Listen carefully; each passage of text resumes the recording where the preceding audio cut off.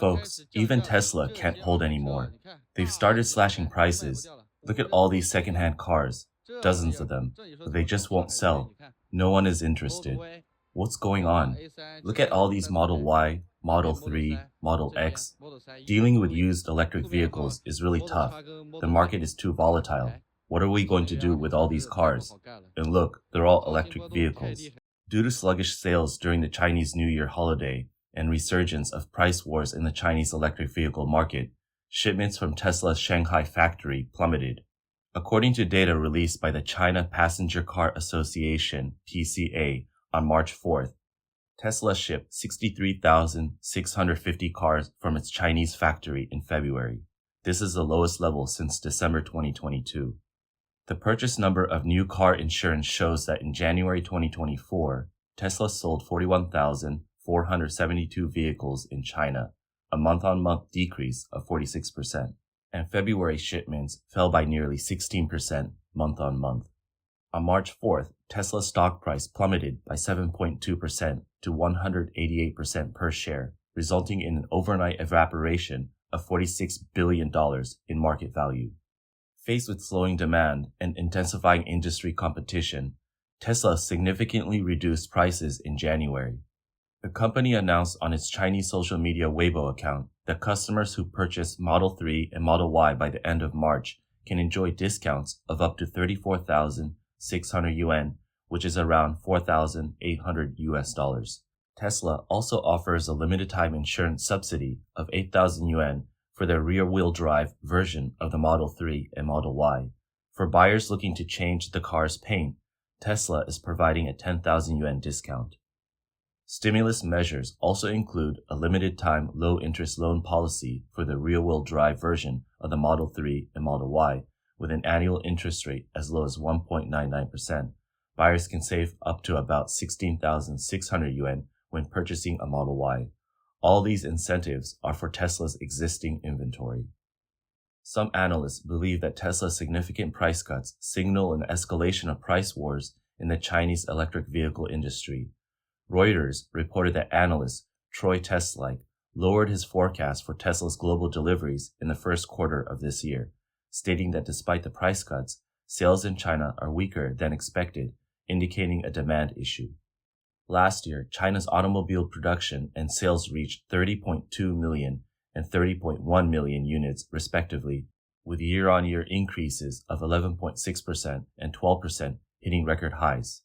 Particularly, the production and sales of new energy vehicles also showed strong growth, reaching 9.6 million and 9.5 million units, respectively, with year-on-year increases of 35.8% and 37.9%.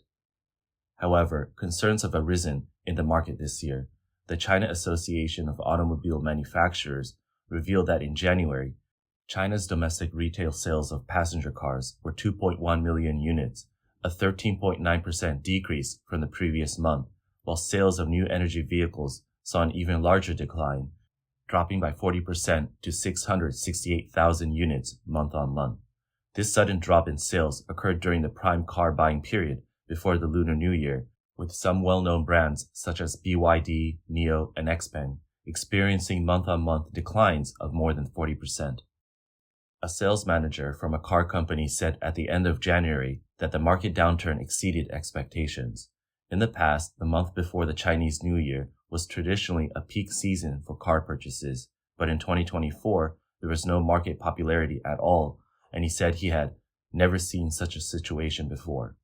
According to the latest estimates from the China Association of Automobile Manufacturers, in February, sales of new energy vehicles, including pure electric vehicles and plug-in hybrid vehicles, decreased by 9% compared to February 2023. The association pointed out that repeated price cuts by major manufacturers may lead to consumers buying less in hopes for further price reductions. In addition to Tesla, other car brands selling in China have also been affected by declining sales. After the Chinese New Year, brands including BYD, Chang'an Chiwan, and SAIC GM Buick reduced the prices of their cars. Within just one day, 9 car companies announced price cuts or launched limited-time promotions, with the highest price reduction reaching 47,000 yuan and additional benefits worth up to 40,000 yuan. On February 18th, the first day of work after the Chinese New Year holiday season, the chairman of the Chinese electric vehicle manufacturer XPeng issued an internal memo to all employees. He stated that this year represents the start of intense competition among Chinese automobile brands, akin to entering the elimination rounds. China has experienced 3 years of rapid growth in the automotive industry, but now the opportunity period has passed. Now, China's new energy vehicle industry is crowded with manufacturers and facing fierce competition. Given the current situation, some analysts believe that profits in the automotive industry are declining, which may lead to the exit of small and medium-sized automotive companies from the market. Some marketing executives of car companies have expressed that under the current market conditions, the price reduction strategies of leading companies may actually disadvantage small and medium-sized enterprises. While this seems to be competition among leading companies, it may actually result in the closure of small businesses. It is expected that the market concentration of the automotive industry will increase significantly, which is already an irreversible trend. According to data from the National Bureau of Statistics compiled by the China Association of Automobile Manufacturers, the profit margin of the automobile manufacturing industry was 5% from January to November 2023, a decrease of 0.7 percentage points compared to the same period in 2022. According to a report by Chinese media Red Star Capital Bureau, on March 1st, some experts predict that domestic car prices in China may fall by 30% in the next 3 years.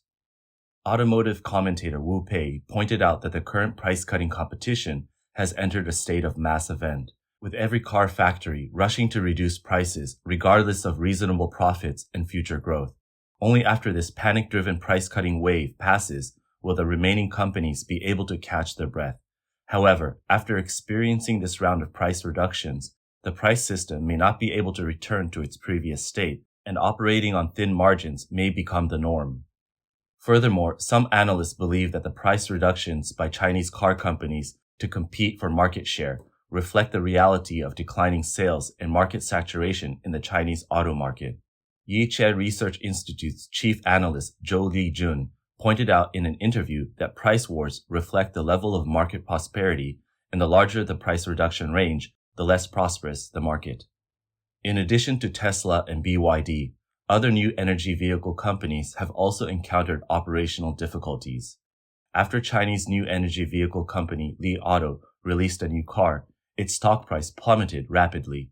Another new energy vehicle company, NIO, also released its financial report for 2023, showing a net loss of over 20.7 billion yuan, an increase of 43.5% year-on-year.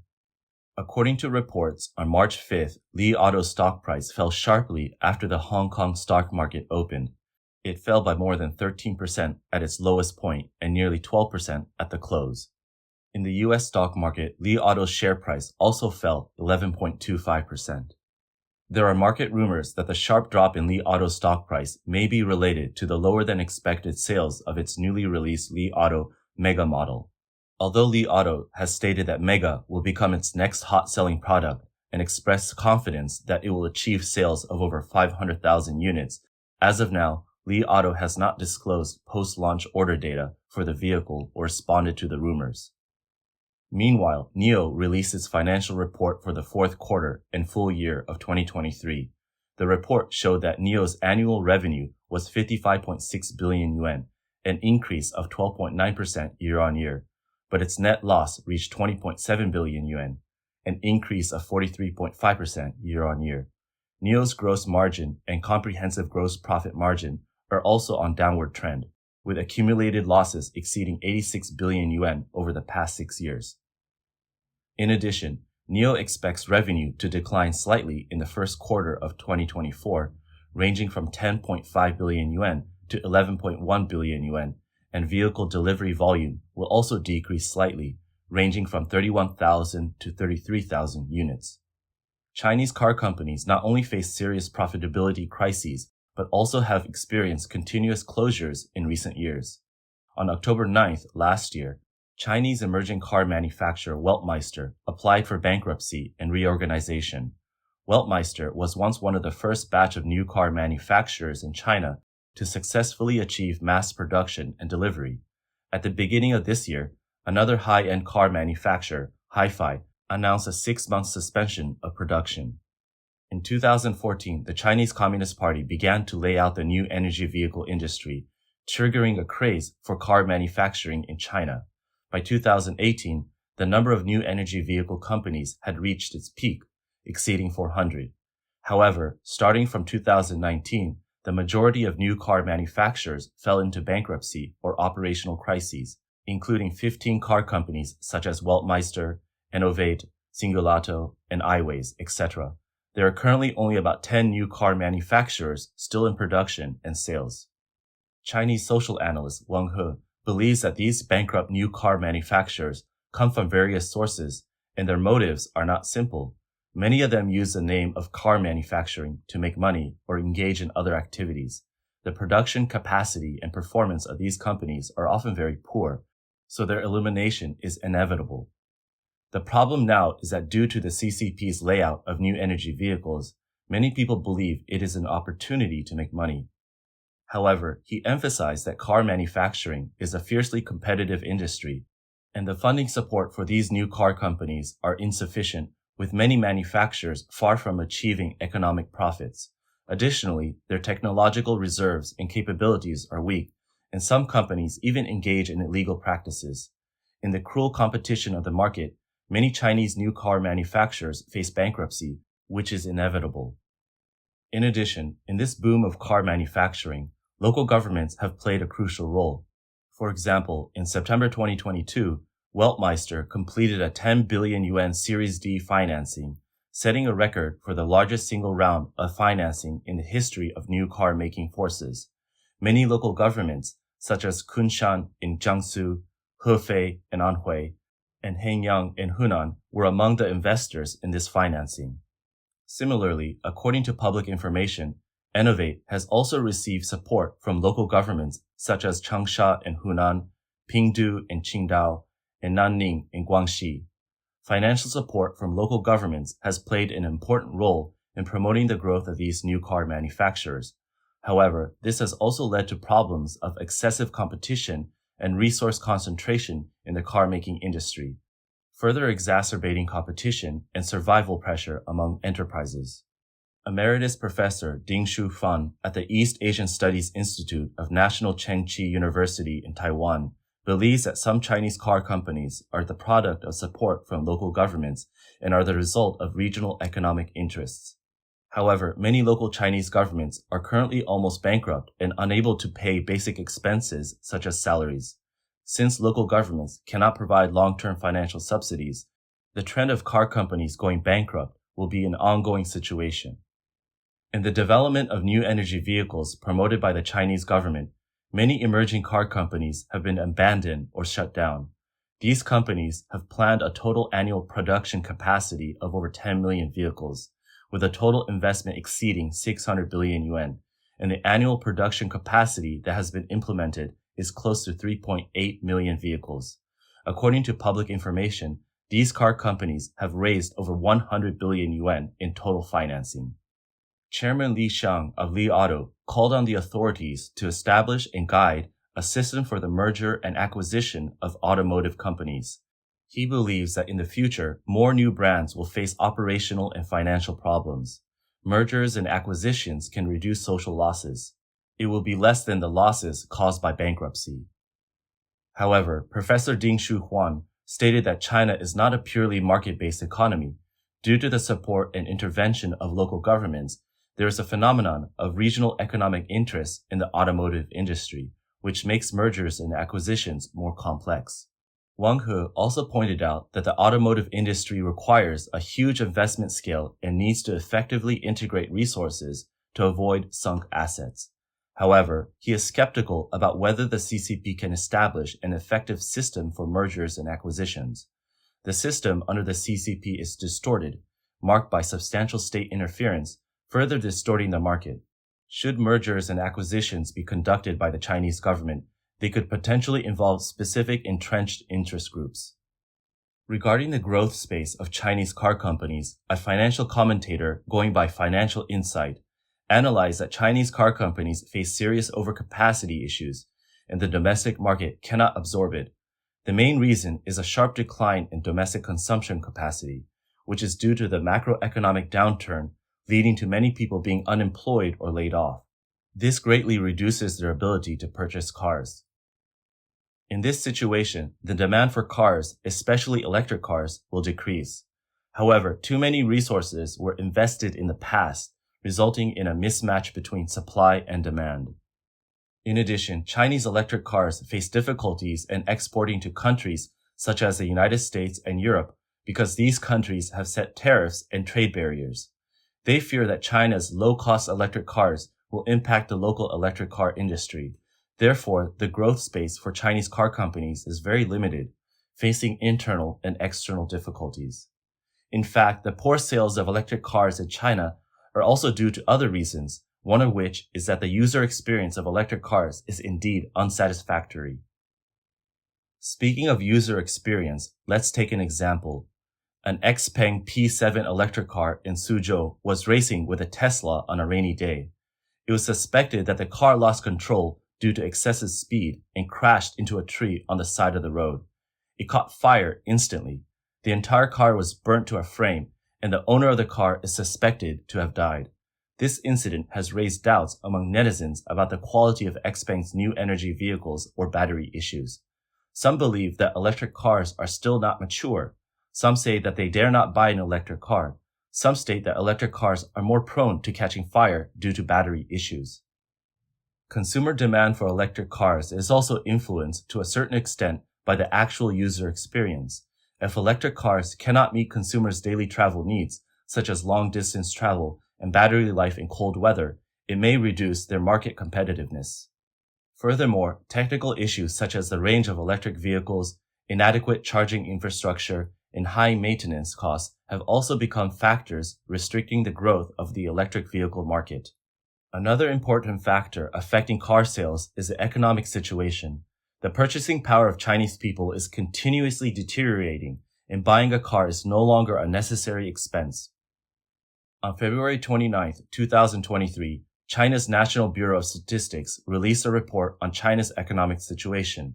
According to the report, China's gross national income, GNI, per capita in 2023, calculated in US dollars, was $12,600, a decrease of 0.1% compared to 2022.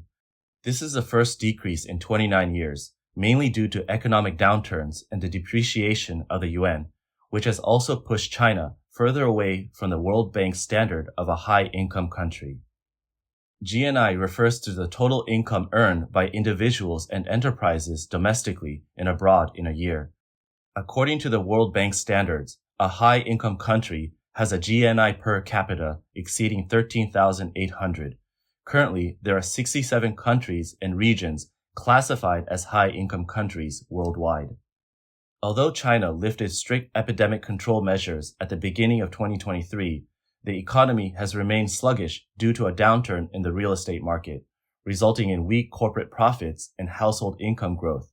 In addition, China's employment recovery has also stalled. As of the end of 2023, the number of people eligible for unemployment insurance reached 3.5 million, an increase of 550,000 from the end of 2022, reaching the highest levels since 2012. The decrease in China's GNI per capita in US dollars in 2023 was mainly due to the depreciation of the yuan. The average exchange rate of the yuan against the US dollar in 2023 was 7.05, a depreciation of 4.5% compared to 2022, mainly due to the impact of the US interest rate hikes in China's economic downturn.